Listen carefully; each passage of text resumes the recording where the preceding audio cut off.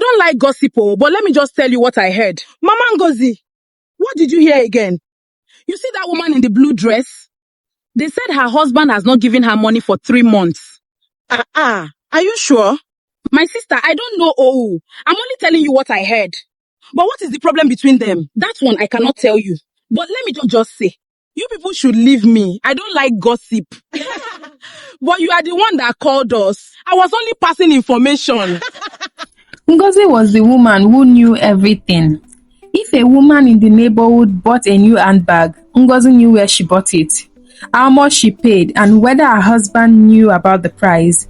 If a man came home late, Ngozi already had 3 theories, ranked in order of likelihood. If a young lady suddenly changed her hairstyle, Ngozi could tell you which boy was responsible. Her favorite opening line never changed. I don't like gossip, but let me just tell you what I heard. Nobody ever asked Ngozi for her information. They were too busy waiting for it. She lived on Adeyemi Street, a narrow, noisy corner of Lagos, where houses stood close enough to hear a neighbor's television through the wall, and where a raised voice at 7 a.m. was public property by 7:15. It was the kind of street where everybody's business eventually became everybody's business, and Ngozi has simply appointed herself the street's official record keeper. She hadn't always been like this. As a girl, she used to sit under her mother's veranda while women gathered to share melon seeds and trade news. Her mother had a gift. She could make a small fact sound enormous just by lowering her voice. Ngozi watched the woman lean in closer every time. She watched how whisper could make a room go silent, how being the one who knew made you the one who mattered. She never forgot that feeling. By the time Ngozi had her own house, her own 3 children, and her own veranda, she had perfected the art her mother only practiced. She could take a rumour no bigger than a groundnut, and by the time it left her mouth, it had grown into a coconut. Take her neighbor Iyachidi for example. One afternoon, Iyachidi mentioned in passing that her husband hadn't touched his food the night before. By evening, Ngozi's version had spread 3 houses down. Did you hear? Iyachidi's husband refused to eat her food. They say something serious is happening in that house. Iyachidi's husband simply had malaria. This was Ngozi's gift and her curse. She didn't always lie. She simply never let a small story stay small. Ngozi's husband, Obinna, was almost the opposite of her in every way. He ran a small spare parts store near the mechanic village, fixing generators and Okada engines with grease permanently lodged under his fingernails. He was a man of few words, the kind who could sit through an entire evening of his wife's stories and only nod twice. They had been married 18 years. In the early days, Obinna found her love of gist charming, even useful, since Ngozi always knew who needed a mechanic before they knew it themselves. But as the phone in her hand slowly became more important than food on the stove, something between them had quietly started to strain.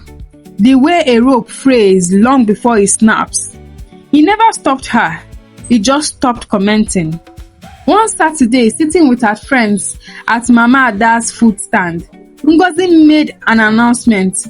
"You people are still gossiping the old-fashioned way," she said, pulling out her phone like a woman revealing a lottery ticket. "I have started a page, Area Gist Niger." Our friends laughed, the kind of laughter that says this woman has lost it. At first, it was harmless, a new shop opening on the street, a missing goat later found in someone's generator's house, a wedding announcement. People enjoyed it. It felt like community. Then Ngozi discovered something far more powerful than harmless news. She discovered that drama traveled faster than facts. A message came in one evening. "I saw Mr. Okoro and his wife arguing outside their gates." A simple sentence. Ngozi read it twice and something in her lit up like a generator switching on. She typed, "Breaking news! Trouble in paradise. Popular couple on our streets spotted in heated arguments outside their home. Sources say the marriage may be heading for collapse." She hadn't seen the argument herself. She didn't know what it was about, but within an hour, the post had 300 views, 40 comments, and a dozen new followers. Ngozi stared at the numbers growing on her screen, and for the first time in her life, she understood a new kind of hunger. Not for food, not for money, but for attention. It felt like a drug, and like any drug, it needed a bigger dose every time. But 3 weeks later, none of them were laughing. Ngozi's WhatsApp channel had 600 members. Her Instagram page had a growing wall of followers who checked it every morning the way other people checked the weather. Ngozi bought a ring light and turned a corner of her bedroom into a studio. Every evening, her child heard her rehearsing in the mirror. Good evening, my people. This is your girl, Breaking News Ngozi, and we have fresh, hot, sizzling gist for you tonight. Her youngest daughter Ada would peep through the door and giggle, "Mommy, you sound like an NTA newscaster." Ngozi will reply, "I am better than NTA," without breaking her camera smile. Ngozi had 3 children. Her 2 older children were already in university and mostly lived away from home, while Ada, the youngest, was still in secondary school and attended a day school nearby.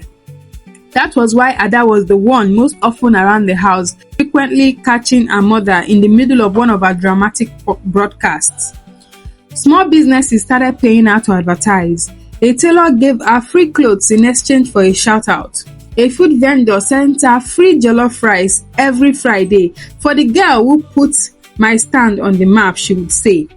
Ngozi began to believe her own hype. She stopped asking herself whether a story was true. She only asked one question now: will people read it? Sister Ngozi, one day this thing will land you inside trouble way past your power. Her younger sister Nkechi warned, watching Ngozi edit a thumbnail that read "Scandal Alert" in bold red letters. Ngozi didn't look up. Nkechi, relax. Everybody loves me. Even the people I talk about still smile at me in the market. That is not love, Nkechi said quietly. This is fair. Ngozi laughed it off. She didn't yet understand the difference. Mrs. Amaka ran a respected catering business, Amaka's Kitchen, known across 3 streets for her jollof rice and her impeccable discipline. She was married. Mrs. Amaka had several children, although her older children were mostly away from home. Her youngest was still in day school, but Amaka rarely brought family matters into public conversations. She guarded her home life carefully, which was one of the reasons Ngozi had always found her so difficult to get information about. She arrived at church on time, and most frustrating of all for Ngozi, she had never once given the neighborhood a single scandal in 15 years. Ngozi privately found her boring. That woman has no gist value at all, she once complained to Blessing. That changed on a humid Tuesday afternoon when an anonymous message landed in our inbox. I just saw Mrs. Amaka entering a Co-Palace hotel with a man. Just thought you should know. The message came in a blurry photograph. It showed Mrs. Amaka walking into an hotel beside a well-dressed man. That photograph was all Ngozi had. She didn't know who the man was, why they were there, or what they were discussing. But instead of asking those questions, she stared at the photograph and saw a story waiting to happen. Ngozi sat up so fast. She nearly knocked over a plate of jollof rice. A hotel, a man, Mrs. Amaka. She had questions. Who was the man? Why were they there? Did her husband know? But she didn't ask a single one of them out loud. Instead, she opened her editing app. Her first draft read plainly, Mrs. Amaka, seen entering a hotel with an unidentified man. She deleted it. It's too fair, Joe. Her second draft read, community alert. Respected businesswoman caught in a secret hotel meeting with mystery man. Sources say this isn't the first time. There was no source. There had never been a first time. Ngozi invented that line the way a chef adds pepper for taste, not truth. She posted it at 6:47 p.m. By 7:30 p.m., the post had been shared into 4 different WhatsApp groups on the streets. By 9 p.m., it had reached groups Ngozi didn't even belong to. By the next morning, it has reached Mrs. Amaka's own clients. What Ngozi did not know, what she never bothered to find out, was that the mystery man was Mr. Tunde Fashola, a wealthy client who had hired Mrs. Amaka to cater his daughter's engagement ceremony. They had met at the hotel to inspect the banquet hall and finalize the menu. Nothing more. But by the time truth could open its mouth, gossip had already run 3 streets ahead of it. The consequences arrived quickly and they were not funny. A bride called Mrs. Amaka in tears. "Ma, my mother said I should cancel your services. She doesn't want that kind of woman cooking for my wedding." A loyal customer of 8 years sent one text. "Is it true?" and never called again. Mrs. Amaka's husband, a quiet civil servant who rarely raised his voice, came home holding his phone, his jaw tight. "Amaka, what is this?" "It's nothing, it's a lie," Amaka said. "The whole street is asking me questions about my own wife." But he wasn't accusing her because he believed the rumor. He knew his wife. What hurt him was that strangers now felt entitled to question a marriage they knew nothing about. He looked at her and said quietly, "I know you, Amaka. I just wish people could stop making me defend something I never doubted." For the first time in 15 years of marriage, there was silence between them. Mr. Amaka could not immediately feel. The truth was painfully ordinary. The man in the photograph was Tunde Fashola, a businessman. There had never been an affair. There had never been a secret relationship. There had only been a business meeting that Ngozi had transformed into a scandal. Meanwhile, 3 streets away, Ngozi was watching her notifications climb like a woman watching her business boom.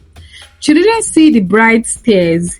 She didn't see the husband's tight jaw. She only saw numbers, and numbers to Ngozi meant she was winning.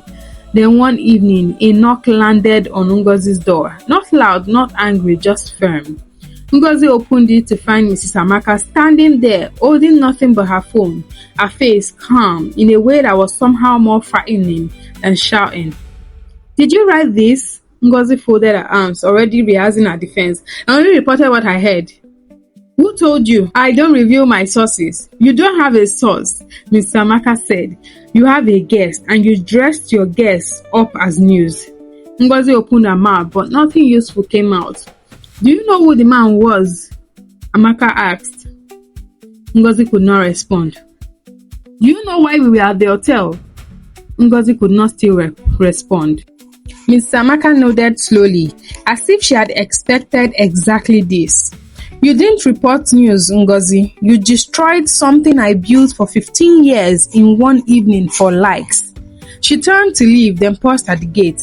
"You have until tomorrow evening to take it down and apologize publicly. After that, I will not be asking again." That night, Ngozi should have taken the post down. Instead, her pride did something far more dangerous than her curiosity ever had. Nobody can silence me. If they don't like the truth, that's their problem. In fact, from today, I am opening my own proper gossip channel. Nobody will stop me. Like, share, and subscribe.